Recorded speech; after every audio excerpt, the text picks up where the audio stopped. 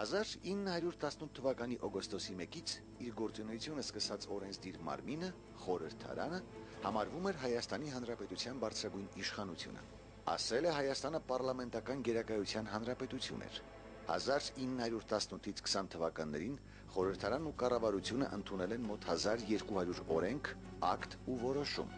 300-ը խորհրդարանը, մնացյալը կառավարությունը։ 1919 թվականի փետրվարի 28-ին խորհրդարանում տեղի ունեցավ միջադեպ։ Խորհրդարանի փոխնախագահ Էսեր Զուբյանին ուժով հեռացրին ամբիոնից, երբ վերջինս էսերների առաջարկով խորհրդակցություն էր ուզում հրավիրել։ Իսկ քվորում չլինելու պատճառով այդ օրվան նիստը չէր կայանալու։ Անդիմադիր մամուլը հայտնում է, որ երկու կողմնակի անձնավորություններ նույնիսկ մաուզեր են հանել, լիցքավորել ու պահել Զուբյանի վրա։ Չենք ուզում այսպիսի խորհրդարան։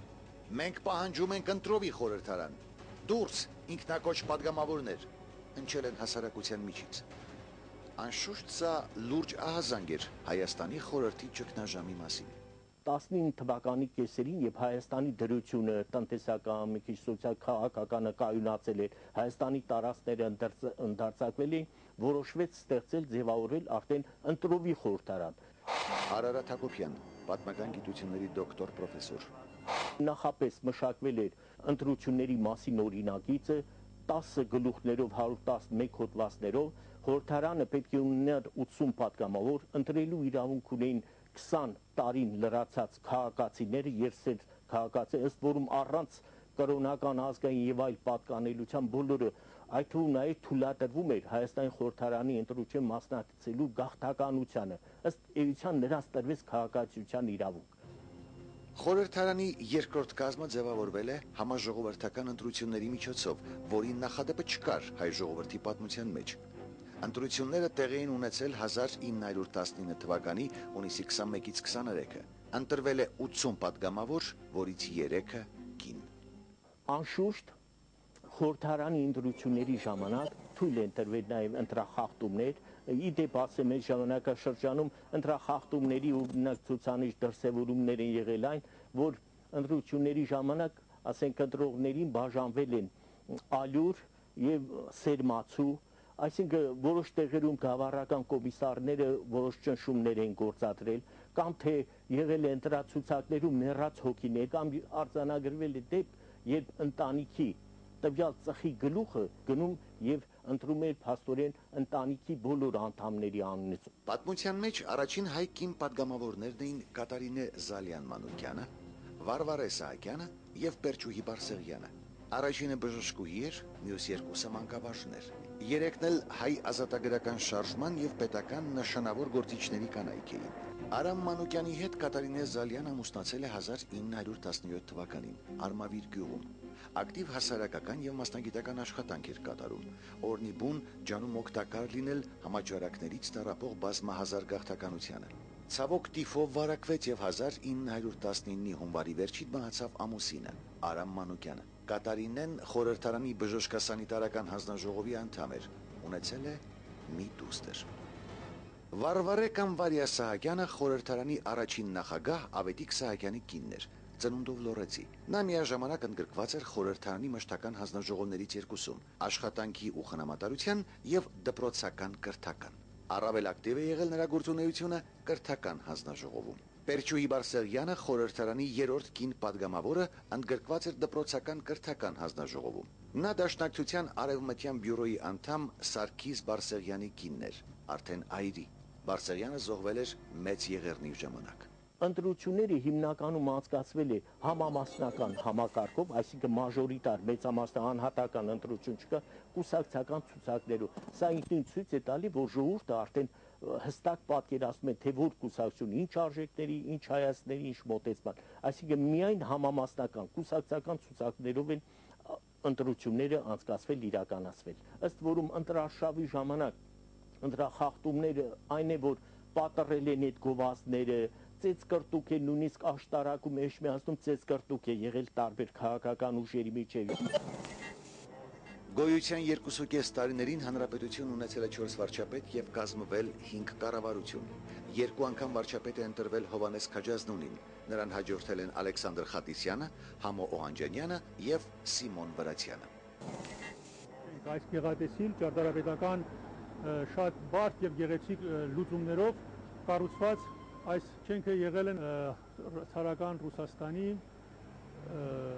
նահանգապետի թե բնակարանը եւ թե գրասենյակը մինչեւ 1917 թվականը եւ այնուհետ Հայաստանի Հանրապետության օրոք 1918-ից 20 թվականը եղել է Հայաստանի կառավարության շենքը։ Այս շենքի պատշգամբից է հայտարարվել Հայաստանի անկախ հանրապետությունը մայիս 28-ի օրը։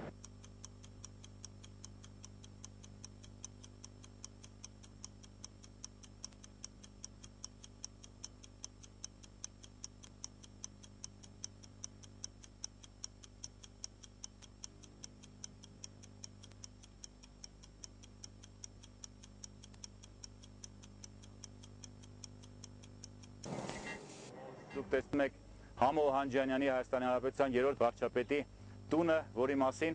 հետաքրքրական վկայություններ կան հատկապես 1996 թվականին Ամենայն հայոց կաթողիկոս Մկրտիչ Խրեմյանի այցի կապակցությամբ, երբ որ նա այստեղ է եղել, Հաջի Մարեի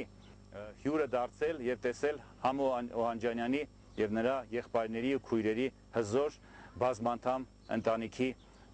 հայեցի նկարագիրը։ Քիչ հեռու գտնվում է Դերենիկ Դեմիչյանի հայրական օջախը, նրա հարևանությամբ Ռուբեն Տեր-Մինասյանի Հայաստանի Հանրապետության ռազմական նախարարի տունը, որի շնորհիվ պետք է ասենք, որ 1918-20 թվականների Հայաստանի Հանրապետությունը էթնիկապես մաքրվեց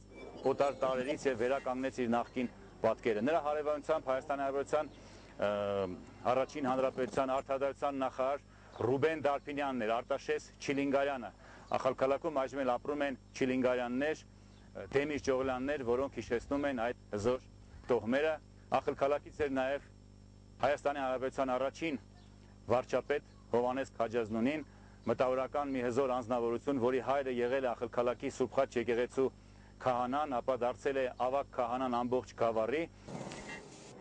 Տնտեսական ծանր պայմաններում ձևավորված ներքին շուկան առաջին անհրաժեշտության ապրանքների, մասնավորապես հացի, սննդամթերքի գները դժվարին վիճակ էին ստեղծել մտավորականության, պետական ծառայողների, մանկավարժների, հասարակության բոլոր խավերի համար։ Փոքրինչ ապահովված էին խորհրդարանի падգամավորները, որոնք համեմատաբար բարձր աշխատավարձ էին ստանում։ Մոտավորապես 900 ռուբլի էր ստանում խորհրդարանի падգամավորը, որը հավասարազոր էր, համարժեք էր ուրեմն նախարարի աշխատավարձի։ Ըստ որում դա կոչում են ոչ թե աշխատավարձ, այլ կոչում էին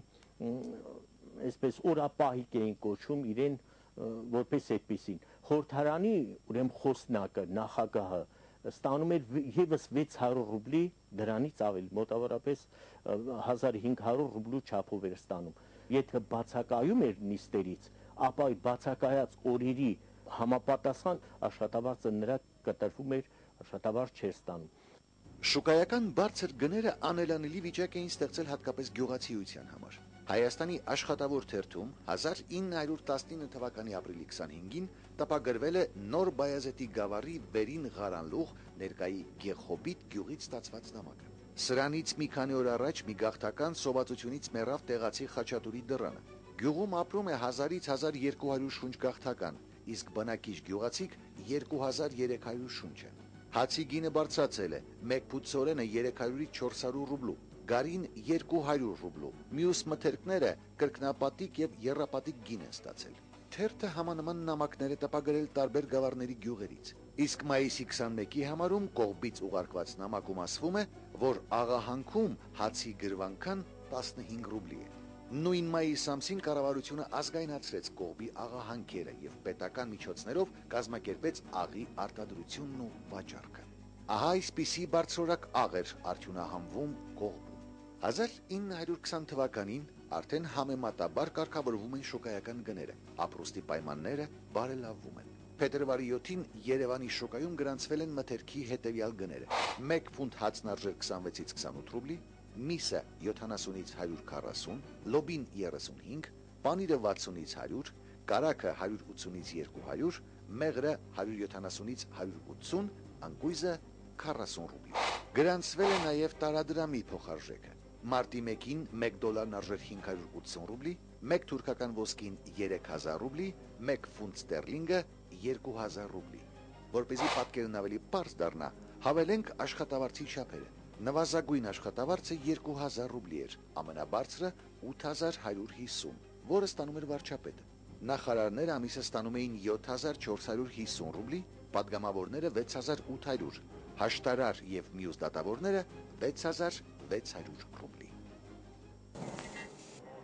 Այս եզակի հազվագյուտ կինոկադրերը նկարահանվել են Երևանում 1919 թվականի գարնանը։ Տեսաժապավենին Հայաստանի առաջին հանրապետության վարչապետը, նախարարները, խորհրդարանի նախագահը, պաշտոնատար այլ անձիկ են։ Նրանք դիմավորում են գեներալ Հարբորդին, որի ուղեկցությամբ սովետ ճիրաններում հայտնված Հայաստան է հասել ամերիկյան փրկարար օգնությունը 1.300.000 փութ ցորեն։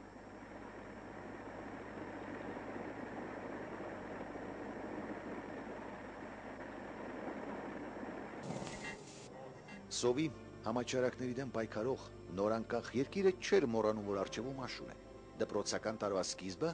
եւ պետք է օրենսդրորեն կարգավորել առկա կրթական համակարգը։ 1918 թվականի սեպտեմբերի 11-ին Հայաստանի խորհրդարանը հաստատում է դպրոցի կառավարման մասին օրինագիծը, որով յուրաքանչյուր կազմակերպություն եւ անհատ իրավունք ունեին դպրոց բացել եւ այն վարել սեփական միջոցներով։ Պետությանը վերապահվում էր ընդհանուր հակակշիռը։ Արդեն աշնան-կեսերին երկրի դպրոցների մեծ մասում պարապմունքները սկսվել էին։ Եթե դպրոցական համակարգը 1918 թվականի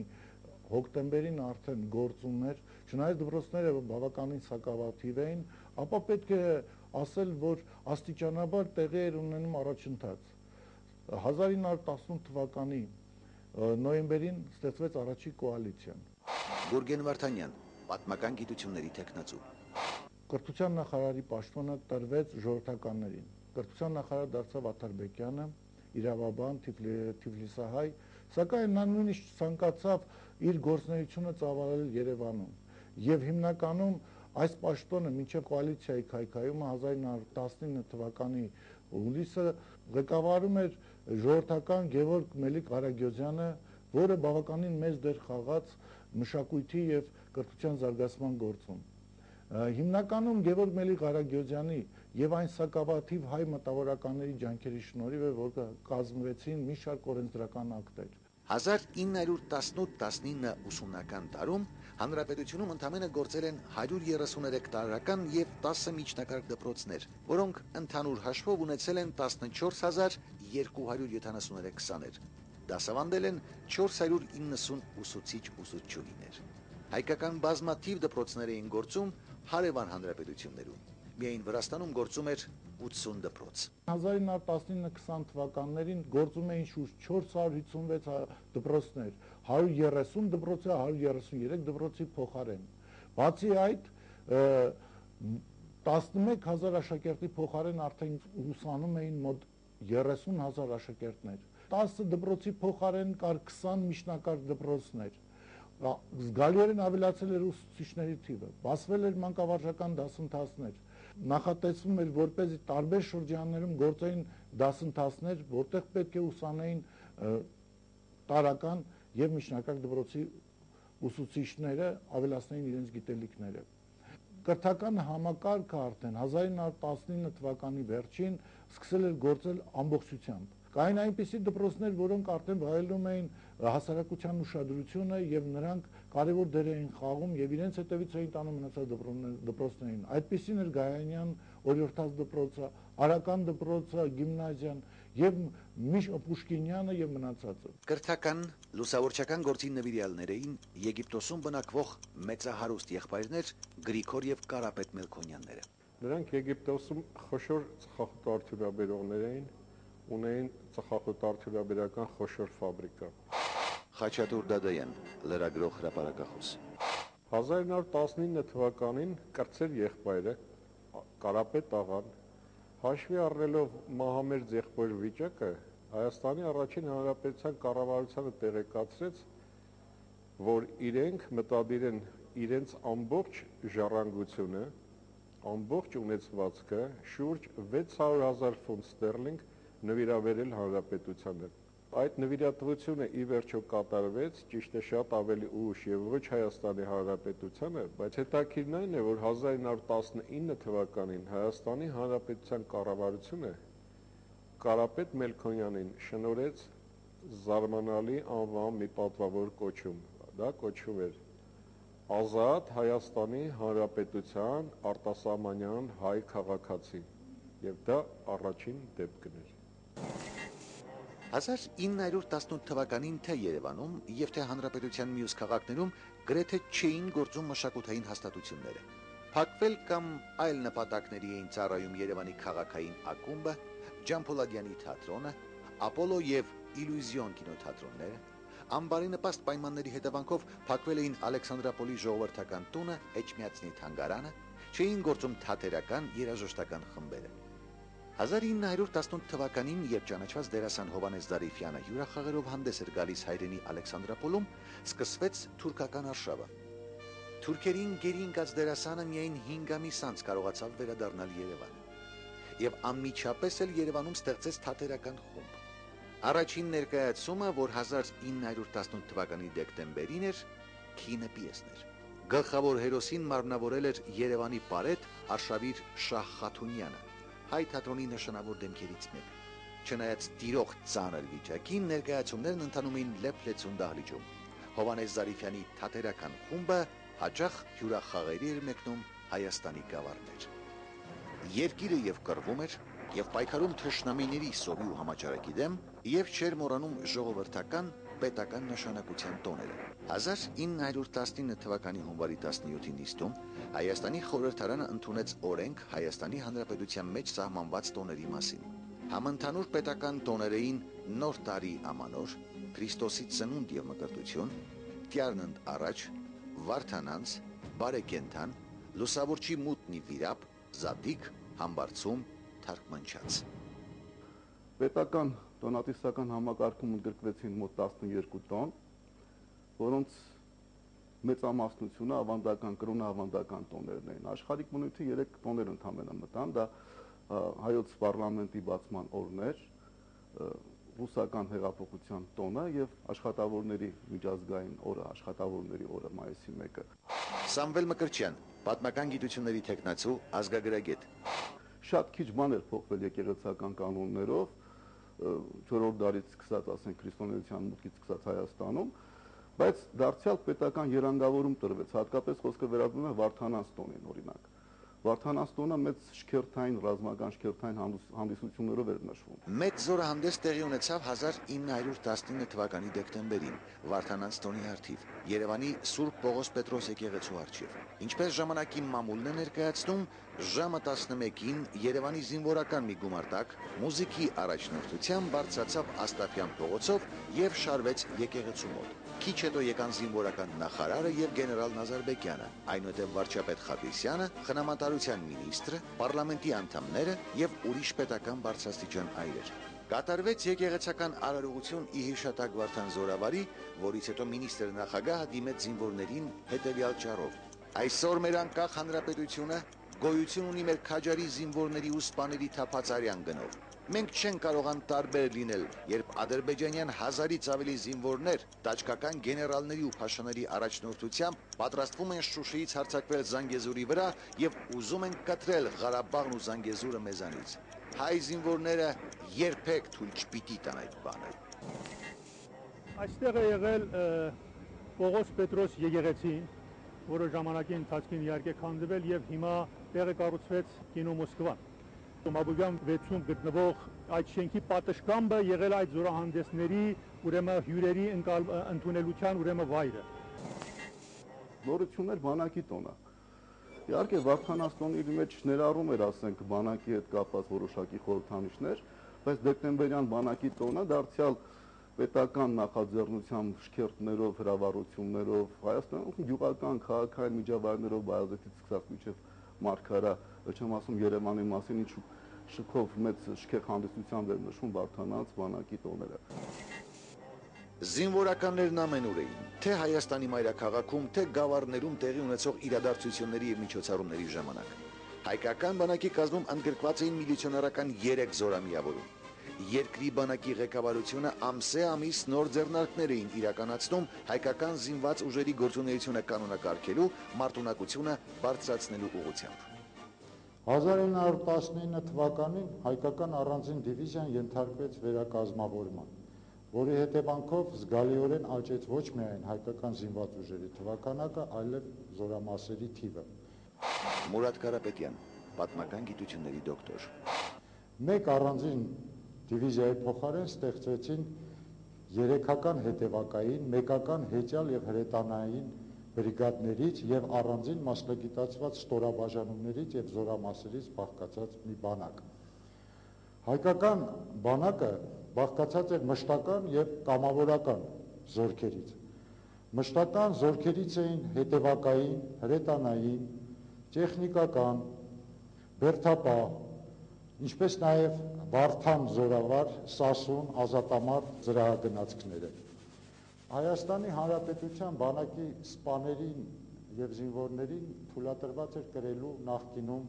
հերոսության եւ խիզախության համար ստացված բոլոր մեդալները եւ շքանշանները, որոնց նրանք արժանացել էին իրենց նախկին ծառայության ժամանակ։ Հարկ է նշել, որ Հայաստանի Հանրապետության կառավարությունը ձեռնամուխ եղավ նաև հայկական շքանշանների եւ մեդալների ստեղծմանը։ 1919-1920 թվականներին ստեղծվեցին Վարդան զորավար, հայրենիքին արած ծառայության համար մեծ ընտրված շքանշանները։ Սակայն տեխնիկական առումով դրանց պատրաստումը հնարավոր չեղավ եւ դրանց կրողներին թույլատրվեց տալ ուրեմն մետաղ շքանշաններ Հայաստանի զինանշանի պատկերով։ 1918 թվականի նոյեմբերին Պոլսում հիմնվում է հայկական մարզական սկաուտական կազմակերպությունը, հայ մարմնակրթական ընդհանուր միությունը, որը հետագայում արդյունավետ գործունեություն էր ծավալելու համախմբելով սփյուռքահայ պատանիների ու աղջիկների։ Մինչ այդ 1917 թվականի հուլիսին Կիլիկիայում անգլիական սպաների օժանդակությամբ եւ գլխավորությամբ հիմնվել էր Boy Scout կազմակերպությունը, որին անդամակցում էին 210 մուսալերցի պատանիներ։ Նրանք էլ որոշ ժամանակ անց դարձան Արևելյան լեգիոնի կորիզը։ Արևելյան կամ հայկական լեգիոնի ստեղծումը արդյունք էր այն բազմաթիվ բանակցությունների, որ տեղի ունեցան Փարիզում Պողոս Նուբարի գլխավորած ազգային պատվիրակության եւ Ֆրանսիայի ու Անգլիայի կառավարությունների ներկայացուցիչների միջև։ Ստորագրված պայմանագրի համաձայն լեգիոնը կռվելու էր միայն Կիլիկիայում եւ դառնալու էր ապագա Կիլիկիայի հանրապետության բանակի հիմքը։ 1918 թվականի սեպտեմբերի 19-ին Պաղեստինում տեղի ունեցավ Արարայի ճակատամարտը, որի ընթացքում դաշնակիցների բանակի մաս կազմող Արևելյան լեգիոնի մուսալերցի, ինչպես նաև ամերիկահայ, եգիպտահայ եւ այլ երկրների հայ մարտիկները ջախջախից պարտության մատնեցին թուրքական զորքերին։ Այդ հաղթանակից հետո է, որ Արևելյան լեգիոնը կոչվեց նաև հայկական եւ այս անվան տակ շարունակեց իր հաղթանակների շարքը արդեն Կիլիկիայի տարածքում։ Շուրջ 6000 զինվոր ունեցող հայկական լեգիոնի հաղթանակների շնորհիվ 1918 թվականի դեկտեմբերից բնորանից տեղահանված Կիլիկիահայության բեկորները սկսեցին վերադառնալ ծննդավայրեր։ Ֆրանսիական գերագույն կոմիսարության տվյալներով 1919-ին Կիլիկիայում ապրում էր 120,000 հայ, իսկ 1920 թվականին արդեն 160,000։ 1919-ի փետրվարից Կիլիկիայի զինվորական իշխանությունը կենտրոնացվեց անգլիական հրամանատարության ձեռքում։ Նոյեմբերին նրանց փոխարինեցին ֆրանսիացիները, որոնք սակայն լուրջ միջոցներ չձեռնարկեցին հայերի անվտանգությունն ապահովելու համար։ 1920-ի հունվարին 20-օրյա մարտերում զոհվեցին Մարաշ քաղաքի 11,000 հայեր, 8,000-ը հարկադրաբար գաղթեց Սիրիա։ 1920-ին հարկադրաբար Հալեբ գաղթեցին նաև 6,000 ուրվացի հայեր։ Հաճն քաղաքը Լեռնային Կիլիկիայի հայաբնակ խոշոր բնակավայրերից է։ 20-րդ դարասկզբին ունեցել է 35,000 բնակիչ, 9 դպրոց, ամերիկյան քոլեջ, 6 եկեղեցի, նշանավոր արհեստավորներ։ Մեծ Եղեռնի տարեգրության բոլոր դառնությունները ճաշակած 8,000 հաճնցիներ 1918 թվականի աշնանը վերադառնում են հայրենի քաղաք եւ որոշում վերակենդանացնել այն։ Քեմալական թուրքերի կողմից վտանգը բացահայտ էր եւ հաճնցիները դիմում են ինքնապաշտպանության։ Զենք կրելու ընդունակ 600 տղամարդկանցից կազմվում են վաշտեր եւ 60 հոգուց բաղկացած հեծյալ զորաջոկատ։ Ընդհանուր հրամանատար է նշանակվում Սարգիս Ճեպճեպյանը։ 1920 թվականի մարտի 28-ին սկսվում է թուրքական կանոնավոր բանակի հարձակումը, որին հաճնցիները լուրջ դիմադրություն են ցույց տալիս։ Օգոստոսի լույս 7-ի գիշերը ինքնապաշտպանական ջոկատները թշնամուն ետ են շպրտում, գրավում կարևոր բարձունք եւ թուրքական բանակի թնդանոթը։ Ապա քաղաքամերձ մի քանի բնակավայրեր։ 8 ամիս տևած հերոսամարտը, սակայն, դատապարտված էր պարտության։ Սպառվում է զինամթերքը, մոլեգնում էր սովը։ Թուրքական բանակը նոր համալրում է ստանում։ Հոկտեմբերի 15-ին քաղաքն ընկնում է։ Բոլոր պաշտպաններին սրի են քաշում, փրկվում է ընդամենը 365 հաճույցի։ Հնամենի այն թափ քաղաքում 20-րդ դարի սկզբին 50,000 մարդ էր ապրում, մոտ 20,000-ը հայեր։ Քաղաքն ուներ 6 հայկական եկեղեցի, 17 վարժարան, քոլեջ, ուսումնարաններ։ 1912-ից 15 թվականին գործել է Կիլիկյան ջեմարանը։ 1915 թվականին թուրքերը տեղահան արեցին այն թափի հայերին եւ աքսորեցին Դեր Էլզոր։ Իմ մեծ հորս ես գործոց չեմ լսել ճշմարտաբար, թեև դատս տեսնեմ, բայց մեծ հորս չեմ լսել, մեծ հայրս ուրեմն իր լուսանկարը միշտ մեր տանը կախված էր, մի փառավոր դրամատ է երևում, այդպես էր ասում են շատ ուժեղ, ասում են 65 տարեկանին մի հատ ադամություն էր բջացած, բայց դեզովում իրեն սպանում են ստորապար, այսինքն ամբողջ սպանությունը, ամբողջ եղել ստորություն էր, բայց բացում են, որ այդ ժամանակ բան չէին բաժանում մատիկ ուդերիկ, ով որ մի քիչ փողներ կամ աշխատում էր նույնիսկ տեղում վրա, որպեսզի կարողանա մի գլոր հաց գնել, երևի նկատել որ ասում է աշխատում է գոշիկ բան է գարում, փող գավրան։ Եվ շրջապատում են, ասիան դեսնոներ են պատմել մեզի, վատ հասկանում են, որ քուլխում փոցանք է գալու, խնդրում է, ասում է, ինչ որ ունեմ, վերցեք, բայց կյանքից մի դվեք, փողը ինչ որ գավրած արեք, փողերը ադում են, իրեն բոցում են։ Այդքանը իմացել եմ, իմ ծնողներս, որ այդպես սպանվել է ատմատը, մեր ընտանիքեն ուրիշ մարդիկ կան, որոնք աքսորի տակ են ընկել, բարեփոխտը մայրս հայրս չեն եղել աքսորի մեջ, որովհետև 13 թվականից առաջ մեծ հայրս իմ մորս դարել է եկիպտոս, մտածել է դեղափոխվել եկիպտոս, ընտանիքի մեկ մասը դեղափոխել է եկիպտոս, վերադարձել որ միս մասը դեղափոխել եւ սկսել է պատրաստել, չի կարողացել եւ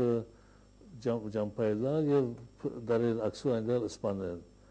Մորակույս տեսել աքսորը, հորակույս, մեծ մայրս, մեր ընտանիքին ուրիշ մարդիկ մահացել են աքսորի ճանապարհ։ 1918 թվականին